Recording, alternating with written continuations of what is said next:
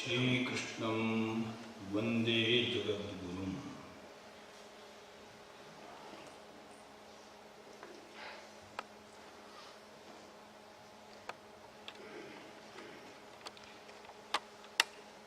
We discussed so much about the qualities of a seeker, a questioner.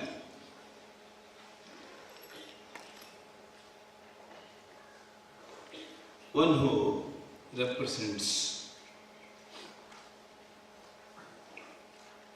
the student's mind.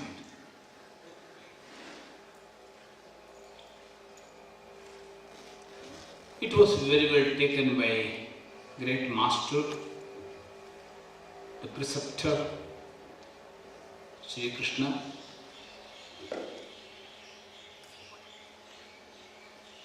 Keshu Keshu Bhaveshu, in those varied forms and norms, how one can feel that divinity, how one can feel that presence of consciousness. That was the main question here. That is how one must go for breakthrough. One must go for thinking out of box. Normally, we think within the box, within the domain. It is very easy because we adjust our mind to some principles, some dogmas. There only we enjoy. Whatever we think, it will be within that purview. This type of thinking leads to regimentation.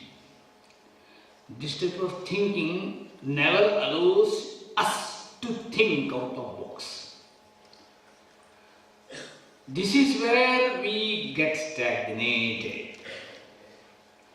Our ancient people were not like that. Our rishis were not like that. Rishis are those highly open-minded, highly receiving minds, highly innovative minds, highly creative minds.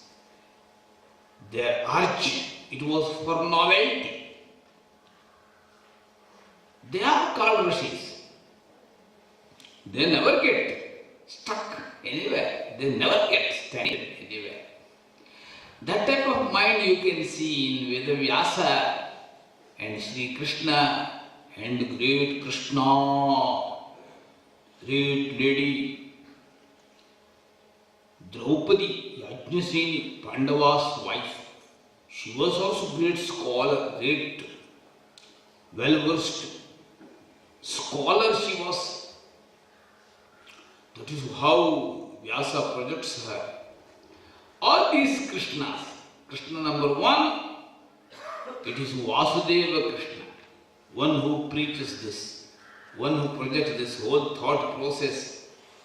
Under Krishna is Vyasa, one who summarizes this whole dialogue between Partha and Parthasarathi. Another lady, Krishna, she is Draupadi Yajnaseni, one who practices this whole philosophy in her life by showing her valor, by showing her crisis management skill, by taking timely, suitable decisions. That type of great lady she was, Draupadi. Panditacha Pativrata, Veeracha Darshaniyacha, Panditacha Pativrata. That is how Vyasa projects her in Mahabharata. That type of lady, she actually practiced whatever has been preached by Krishna, whatever has been given, making Partha as a media. This type of wonderful combination you can see there in that juncture, Mahabharata time. Great Vasudeva Krishna, another great spiritual master Vyasa, another great lady Draupadi. Actually, we cannot simply chant Bhagavad Gita. Now many people they chant and chant and chant without knowing the meaning. Because this is whole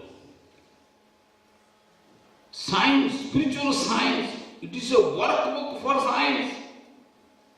Workbook, guidebook, what not. Everything it is summed up in this form of Bhagavad Gita. That we must understand.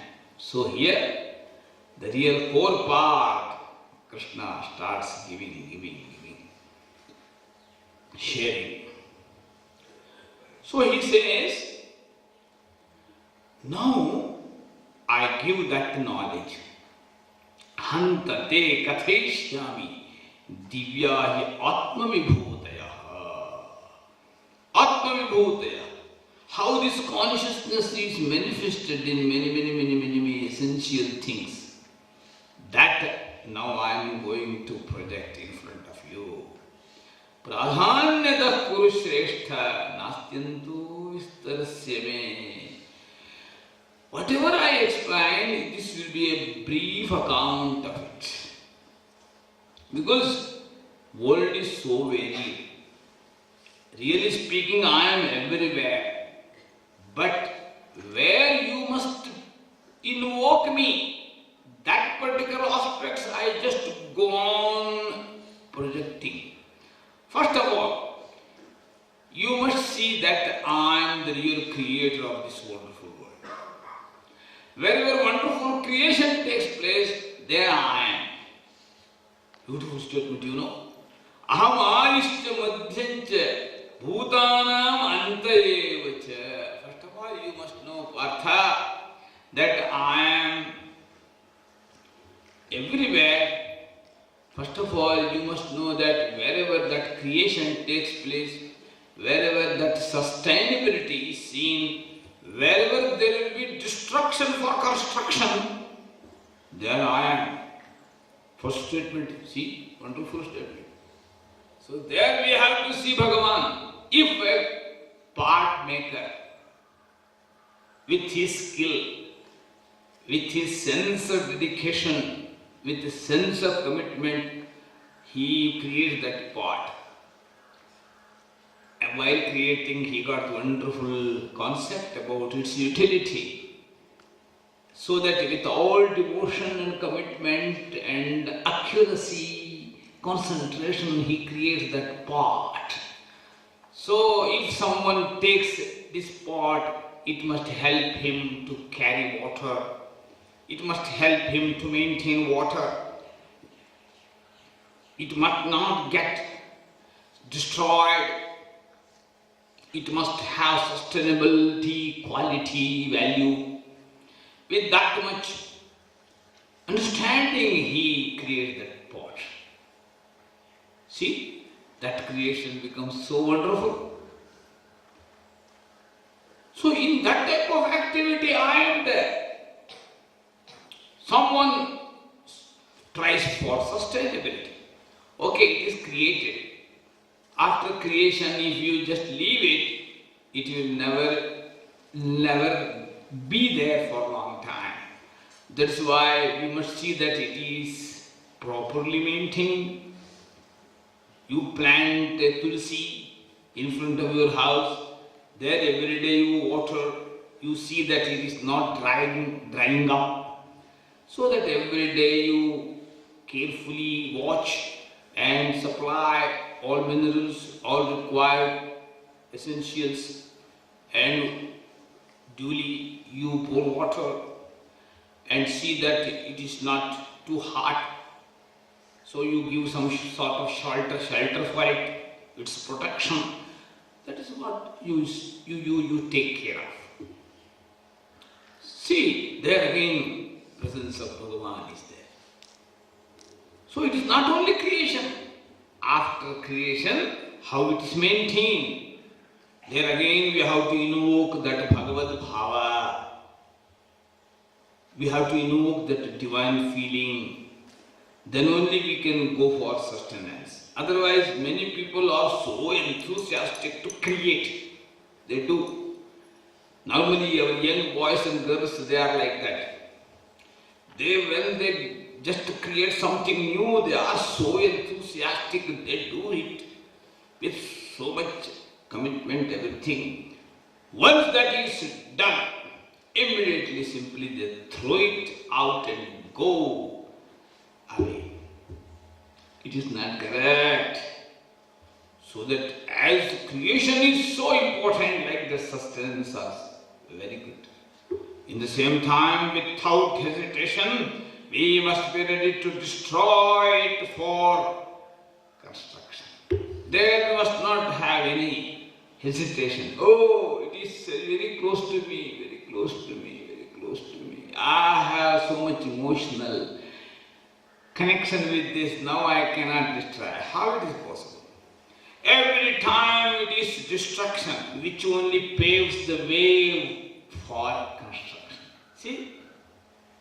When that so much squabbling takes place and destruction takes place, then only from a seed there will be sprouting. Without squabbling and burning inside in that seed, there will be no chance of sprouting out of that seed. Even from sprouting, when there is so much squabbling inside, then only trunk develops, leaves blossom, flowers blossom, and fruits will emerge. And from that fruit also so much inside heating, squabbling starts, then only that particular fruit becomes ripe fruit. This is the real mystery of this creation. Without destruction, there is no scope of creation. That is why when time comes, we must be ready to destroy. Then only construction starts. Yes. So, when in all these three activities, Bhagavan is very well represented, presented, manifested. That is the first statement in this 10th chapter. That is the first phenomenon Krishna projects while describing this God concept, grand organizing doctrine. This is the first doctrine. What is that? So where there will be genuine creation, where there will be a lot of scope for genuine, honest sustenance, there will be, and whenever there will be destruction without hesitation for construction, in all these activities, Bhagavan will be present. See, wonderful statement. Yes, we must be ready to destroy our discredits, our disgust, our despondency, our disappointment, our despair. All this series of deeds we must destroy. Then only we can construct something. No, it is very difficult, sir. I am like this only. It is my nature. From very birth I am like this. My parents were also complaining against me, but I could not overcome this one. That is how you young people weep now. Very bad. Without hesitation, get ready to destroy. What does destroy? What is that you are going to destroy? Your own defects. Yes, we must be ready. Then only we can create something new. Or the same old jaded things, same that old fashion. Someone does, this young girl, boy also imitates the same thing. Some new things comes to the market. Some heroine wears that one. All ladies blindly following. Some hero wears some sort of footwear.